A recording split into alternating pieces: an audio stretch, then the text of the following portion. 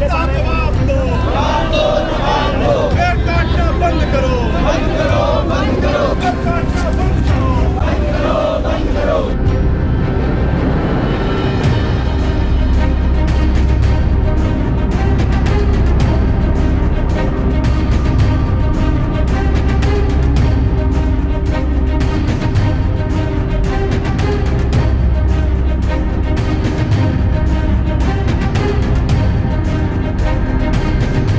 देखिए, पिछले 2 महीने में देश की सबसे बड़ी अदालत सुप्रीम कोर्ट बार बार पूछ रही थी कि डीडीए ने किसके आदेश पे गैर कानूनी ढंग से 1100 पेड़ काटे। अफसरों द्वारा इस बात को छुपाया जा रहा था, डीडीए के अफसरों द्वारा छुपाया जा रहा था। दिल्ली के बड़े बड़े अफसर, चाहे वो चीफ सेक्रेटरी नरेश कुमार हो, पीडब्ल्यूडी सेक्रेटरी अनबरासू हो, एनवायरनमेंट के प्रिंसिपल सेक्रेटरी एके सिंह हो, डिविजनल कमिश्नर अश्विनी कुमार हो, तमाम बड़े बड़े अफसर एलजी साहब के साथ 3 फरवरी को उस जगह दौरे पे थे। उसके बावजूद किसी ने सुप्रीम कोर्ट में ये बात नहीं बताई कि एलजी साहब वहाँ पहली बात तो 3 फरवरी को गए थे और वहाँ पे पेड़ों को काटने के आदेश एलजी साहब द्वारा दिए गए। अब सुप्रीम कोर्ट के सामने ये बात साफ हो गई है कि आदेश एलजी साहब ने दिए और ये बात डीडीए की 2 ईमेल्स के द्वारा ये बात साफ हो गई है। एक और बड़ा षड्यंत्र सबके सामने खुल के आ गया है कि जिस तरीके से उस सड़क की अलाइनमेंट चुनी गई, उन सड़कों को चौड़ा करने के लिए आप फार्म हाउस की ज़मीनें भी ले सकते थे। हर फार्म हाउस की करीब 5-10% ज़मीन ले लेते तो वो सड़क चौड़ी हो सकती थी, मगर वो ना करके फार्म हाउस वालों को फ़ायदा पहुंचाने के उद्देश्य से जंगल के यानी कि रिज के पेड़ों को काटा गया और फार्म हाउस वाले लोगों को फ़ायदा पहुंचाया गया। ये बात भी बिल्कुल साफ हो गई है। यूटीपैक की डिज़ाइन आज भी यूटीपैक की वेबसाइट पे पड़ी हुई है, उस पे देख सकते हैं कि इसके अंदर भारी गड़बड़ी की गई है। कहा कि जानबूझ के वो खाना नहीं खा रहे हैं, देखिए नहीं ले रहे हैं। मुझे तो ये पता था एलजी साहब सीमेंट की फैक्ट्री में काम करते थे, वो डॉक्टर भी हैं, डायबिटीज़ के स्पेशलिस्ट भी हैं। ये जानकारी मुझे किसी ने दी नहीं, मैं उनका बायोडाटा कहीं देख नहीं पाया। मैंने कई जगह गूगल किया, मगर क्यों नहीं की, उन्होंने चुनाव नहीं लड़ा तो उनका कहीं पे भी एफिडेविट नहीं है जो ये बता सके कि उन्होंने जीवन में क्या किया है। यदि वे डॉक्टर हैं, डायबिटोलॉजिस्ट हैं, तो ज़रूर जो है मैं उनके पत्र को पढ़ के जो है उस पर चिंता व्यक्त करूँगा। एक कावड़ का इशू है जो नाम बदलने का है, आरएलडी के बाद अब चिराग पासवान भी ये कह रहे हैं कि इस तरह का।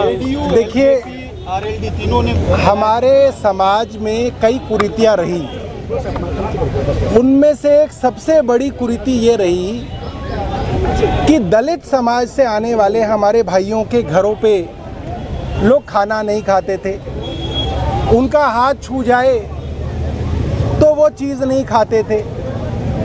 आज अगर फल बेचने वाले, सब्जी बेचने वाले, ज़्यादातर भाई हमारे दलित समाज से आते हैं, अब वो लिखेगा कि मेरा नाम फलां फलां है, फलां फलां है, मैं नाम नहीं लेना चाहता क्योंकि वो भी गलत है, तो उससे उसकी जाति पता चलती है और आप जाति के आधार पे उसका शोषण होने के लिए एक ज़मीन तैयार कर रहे हैं। मुझे लगता है कि जिस तरीके से दलित समाज ने संविधान को बचाने के लिए भारतीय जनता पार्टी को इस बार वोट नहीं दिया, आज दलित समाज को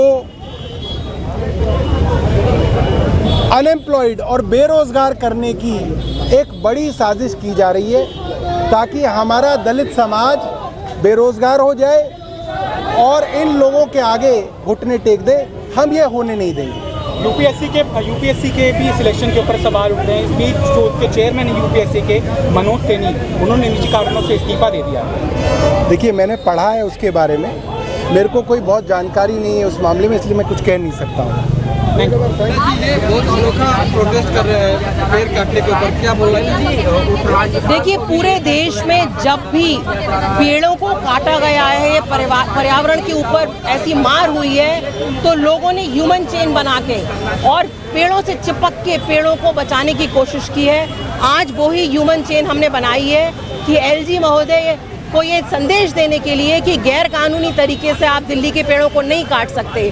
जहां एक तरफ अरविंद केजरीवाल जी हर साल 50-50 लाख 60-60 लाख पेड़ लगाते हैं कि दिल्ली का ग्रीन कवर बढ़े, वहीं दूसरी ओर एलजी महोदय कुछ फार्म हाउसेस की कीमत बढ़ाने के लिए, अपने कुछ चनिंदा दोस्तों को फायदा पहुंचाने के लिए गैर कानूनी तरीके से 1100 पेड़ काटे हैं। दिल्ली के पेड़ जो होते हैं दिल्ली के फेफड़ों की तरह काम करते हैं, और आज हम ह्यूमन चेन बना के ये संदेश दे रहे हैं कि वो कुछ भी करना चाहें, आम आदमी पार्टी के एक एक कार्यकर्ता दिल्ली के पर्यावरण की रक्षा करने के लिए खड़ा है। आज ये बहुत ही अनोखा तरह से आप लोग पेड़ काटने के ऊपर में प्रोटेस्ट कर रहे हैं, क्या बोलना चाहिए? देखिए, एलजी साहब के निर्देश पर दिल्ली के अंदर 1150 पेड़ काटे गए, हरे भरे पेड़ काटे गए। एलजी साहब ने दिल्ली के अंदर कुछ पूंजीपति फार्म हाउस के मालिकों को बचाने के चक्कर में दिल्ली की सांसों को काटने की कोशिश की है। आज आम आदमी पार्टी के लोग यहाँ पर इकट्ठा होकर ज़बरदस्त विरोध प्रदर्शन कर रहे हैं। ह्यूमन चेन बना करके ये मैसेज देना चाहते हैं कि एक तरफ दिल्ली की सरकार पौधा वितरण का काम कर रही है, वृक्षारोपण का काम कर रही है, प्रदूषण से कैसे दिल्ली के लोगों को बचाया जाए उस पर लगातार प्रयास और काम कर रही है। वहीं दूसरी तरफ एलजी साहब ने दिल्ली की सांसों को रोकने के लिए 1150 पेड़ कटवा दिए, जो निहायत ही शर्मनाक है, निहायत ही निंदनीय है। आम आदमी पार्टी के लोग, दिल्ली के लोग एलजी साहब से ये जवाब चाहते हैं। हर मुद्दे पर बढ़ चढ़कर जोर जोर से बोलने वाले एलजी साहब आखिर खामोश क्यों हैं? दिल्ली वालों को बताएं कि आखिर उन्होंने दिल्ली की सांसों को क्यों रोका, आखिर 1150 पेड़ क्यों काटे? क्या बोलना चाह रहे हैं आप? देखिए, पेड़ बेज़बान होते हैं, हालांकि पेड़ मुस्कुराते भी हैं, सांस भी लेते हैं, और पेड़ आपको बहुत सांसें देते हैं, मुझे बहुत सांसें देते हैं। एक पेड़ 3 पीढ़ियों को फल देता है, ऑक्सीजन देता है, छाया देता है। और सब जानते हैं कि पूरे नॉर्थ इंडिया में, वैसे तो पूरी दुनिया में, लेकिन नॉर्थ इंडिया के अंदर प्रदूषण का कितना बुरा हाल है। एक तरफ दिल्ली की केजरीवाल सरकार लगातार पिछले 9 सालों से, जब से पावर में है, लगातार पेड़ पे पेड़ लगाई जा रही है, और जितना हमारा लक्ष्य था हम उससे आगे चल रही है। आप देखिए दिल्ली की हरियाली आप देखेंगे तो जितने महानगर हैं उनमें सबसे ज़्यादा है, और हमने उसके ऊपर लगातार काम किया है। और दूसरी तरफ मोदी सरकार के नुमाइंदे एलजी साहब, वो एक सेंसिटिव जोन में जाते हैं, और वहाँ पे जाने के बाद में वहाँ का